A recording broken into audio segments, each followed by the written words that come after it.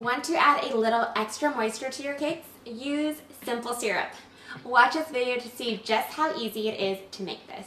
For stress-free cake tutorials and advice, be sure to hit subscribe and click on that bell to be notified whenever I post new videos. Simple syrup requires two basic ingredients, sugar and water. This is used not only to moisten cakes, but it's also used for cocktails, lemonade, coffee, teas, so much more. Most people will tell you to do a 1-to-1 ratio of sugar to water. I always recommend to do a 1-to-2 ratio of sugar to water. For example, I'll do half a cup of sugar and 1 whole cup of water. To make simple syrup, pour your water and sugar into a pot and keep it over medium heat. Give it a stir every once in a while to help dissolve the sugar.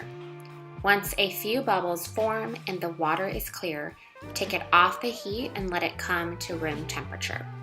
Then pour it into an airtight container or a mason jar like I'm doing here.